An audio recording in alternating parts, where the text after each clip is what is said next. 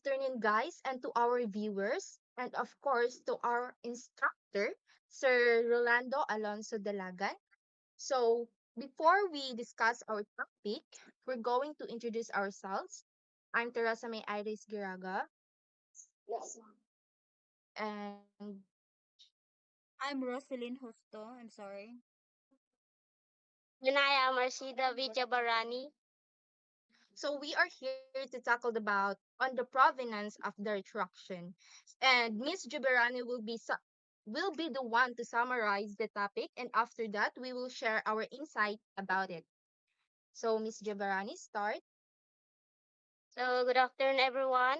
So first I will be the first to give an insight of provenance of retractions of a result.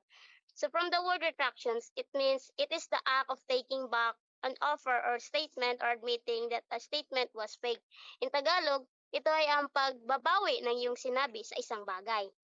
So we all know that Dr. Jose Protasio Rizal Mercado E. Alonso Realonda is our national hero for his rating. So, um, the retractions of Jose Rizal. So the retractions is all about the issue of Jose Rizal was his alleged retraction, which was all about his reasons to the Catholic faith and all other issues linked to it, such as he wanted to marry Josephine Barkin that was claimed to be true by the Roman Catholics. So, alam natin si Jose Protasio Rizal ay nakikilala bilang isang huwarang bayani at ang estilyo ng pagkipaglaban niya ay paraan sa pagsulat gamit lamang ng ballpen at papel na naging kanyang sandata laban sa mga Espanyol. At mas nakilala si Jose Rizal sa kanyang um, libro. Ito ay ang El Filibusterismo at No Limit Tangere. Layunin nito ay upang tuksain layunin ng dalawang libro ni Jose Rizal ay para puksain ang mga ideolohiya ng pamahalaang Espanya at lalo na ang pagsunod ng mga prayle bilang sugo ng Diyos. Dahil sa mga akdang iniimbag ni Rizal, naging sentro siya ng mga mata ng Kastila at hinantulan ng kamatayan dahil sa salang pagtraidor sa bansang Espanya. At sa kabila ng pagpaslang sa nasabing bayani, na may isyo at aligasyong nakakabit pa din sa kanyang pangalan. Bago siya namatay o na kinuwarang patayin sa bagong bayan ng Rizal, nagkaroon daw ng retraksyon di umano si Jose Rizal. Ang isang dokumentaryo na nagsabi siya ay isang tunay na Katoliko at nakasaad sa dokumentaryo na binabawi niya ang kanyang mga akdang iniimbag laban sa mga Kastila at simbahang Katoliko. So may nagsabing walang patotoo ang pagpirma ni Rizal sa nasabing dokumento na hanggang ngayon ay tuluyang pinagtatalunan ng mga historiador. Isa sa mga nagpatunay na binawi ni Rizal ang kanyang mga akda ay si Padre Vicente Villager, isang Jesuit ng Espanyol. Ayon sa kanyang testimonya, noong ika-20 ng Desembre 1896, kinausap niya si Rizal upang talakayin ang pagbawi nito sa mga ideyang anti-katoliko. Mula sa kanyang mga sulatin, nabigay pa ang pare ng isang burador o draft na mula sa isang arsobispo, ngunit tinanggihan ito ni Rizal. So paulit-ulit, si Father Balaguer ay paulit-ulit na bumisita kay Jose Rizal habang nasa bilangguan nito.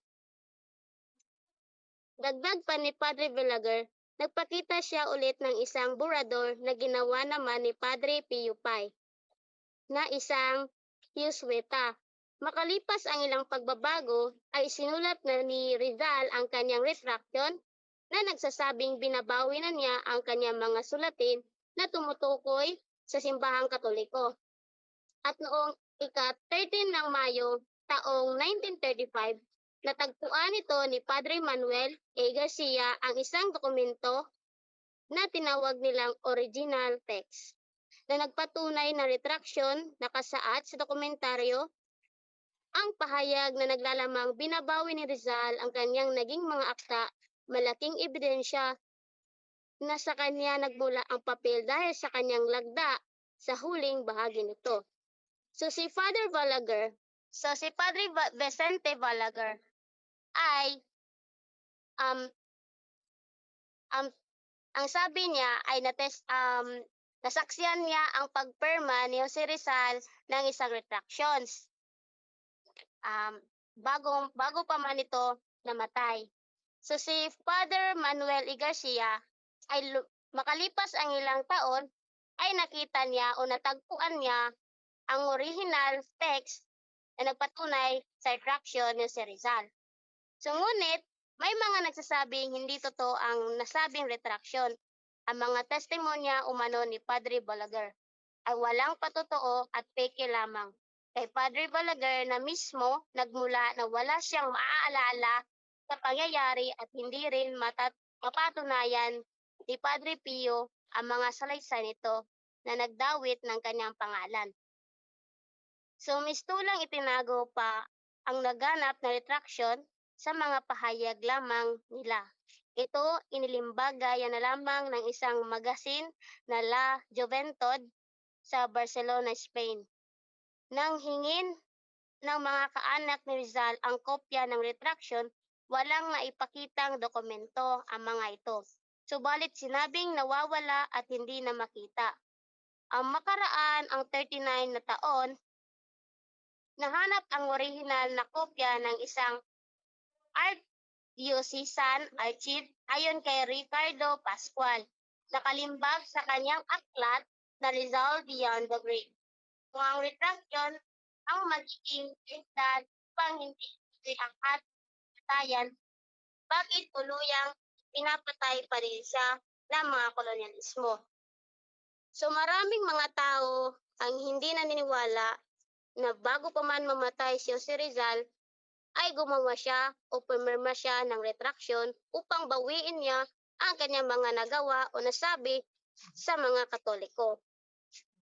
Sa kabila ng mga aligasyon, hindi totoo ang retraction, isang tao ang makakapagsabing totoo ang retraction. Ito ay si Josephine Bracken na isang Katolika. Si Josephine Bracken ay huli sa naging nobya ni Jose Rizal na ayon sa kanya at sa iba pang nagpapakatotoo sa retraction. Sila ay kinasal sa dapitan na simbolo lamang ng kapwa silang Katoliko. Isa sa mga kondisyon na nakalagay sa dokumento ay no retraction, no marriage. Sa makatuwid, hindi maaaring ikasal si Rizal kay Josephine Bracken kung hindi nito tatanggapin ang retraction. So pumirma daw si Jose Rizal para may pakasal kay Josephine Bracken. Dahil hindi daw may pakasal si Rizal pag walang retraction. Ang imitasyon Go. ng Di la Imitasyo de Cristo na isang libro mula kay Rizal na ibinigay niya kay Josephine Bracken sa kanyang huling pagbisita bago ang kanyang kamatayan. Nakasulat dito ang katagang To My Dear and Happy Wife, Josephine Bracken. Tinawag niyang asawa si Bracken na nagpatunay na sila ay ikinasal at ang ibinigay na aklat sa asawa ay patungkol sa paggaya ng landas ni Kristo na sumisimbolo na siya ay namatay bilang ganap na Kristiyano. Ayon sa mga kwento at pananaw ng mga tao, mas kinilala nila ang isang dakila, ang bayani na si Jose Rizal, dahil sa pagtanggap at pagkilala nito sa kanyang kamalian laban sa kanyang pananampalataya, na sumasalamin sa kanyang pagiging tapat at pagbabalik loob sa Diyos. Ngunit ayon sa nakakarami, bakit sa huling kabanata ng kanyang buhay ay babawiin niya ang kanyang mga sinulat na nagmulat sa mga Pilipino na tumayo at ipinaglaban ang kalayaan. At naging dahilan din upang kilalanin siya ng lahat bilang isang tunay na bayani at yaman ng bansang Pilipinas. Sa kabilang banda, dahil sa mga testimonya at dokumentong inilabas ng ilang mananaliksik, maaaring totoo ang naganap na retraksyon.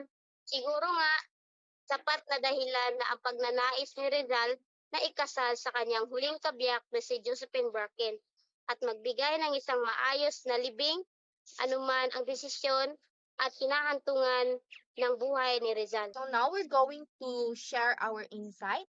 Miss Rosaline, your insight, please. Okay, good afternoon, everyone. So here's my insight about our topic, which is on the provenance of the retraction. As I understand it, Jose Rizal was truly associated with Freemasonry that he joined in 1883. However, he wanted to retract in the Pitan in order to marry Josephine Bracken, who was originally a Catholic. Rizal Principal. wanted to give Josephine a name and to correct the scandal about their unsanctioned life. But they married through common law marriage or kanang civil ceremony. He gave copy of his very Catholic book, those two Catholic book, namely De la Imitación de Cristo and Ancora de Salvación, to Josephine and his sister Trinidad before his execution, to let them know he retracted and he will die a Catholic. And I believe that was the time of the provenance of his retraction. So this is all my insight. Thank you. So now my insight is the retraction controversy surrounding Rizal likely pertained to the retraction of his writing or statements. Jose Rizal, the Philippine national hero, was prolific writer and intellectual during the late 19th century. Some controversy have arisen regarding his works, particularly his retraction of anti-Catholic sentiments before his execution in 1896. This retraction has been debated by historians, with some questioning its authenticity and others viewing it within the context of the political and religious pressure of the time. Rizal retraction continued to spark discussion about his beliefs, motivation, and the complexities and ah, colonial era Philippines. So that's all my insights. So now let's proceed to question and answer. Okay. So I want to ask Miss Theresa May Gurriaga, What? um, what was the poem written by Jose Rizal before he was executed, and what was it all about? I think it is Me Ultimo Adios or My Last Farewell in English po. And it's all about his farewell to his family, friends, and everyone that adored him. And it and it is his acceptance of his death. Thank you. That's Thank you it. very much. Next, Jabarani, this is my question to you. Why is the retraction of Jose Rizal a subject of controversy? Am I Okay. right? Okay. Okay. Okay. So I think Jose Rizal retraction has been a controversial topic in Philippine history because of the uncertainty surrounding its authenticity and the implication it has on Rizal legacy and national hero. That's all. I Okay, thank you.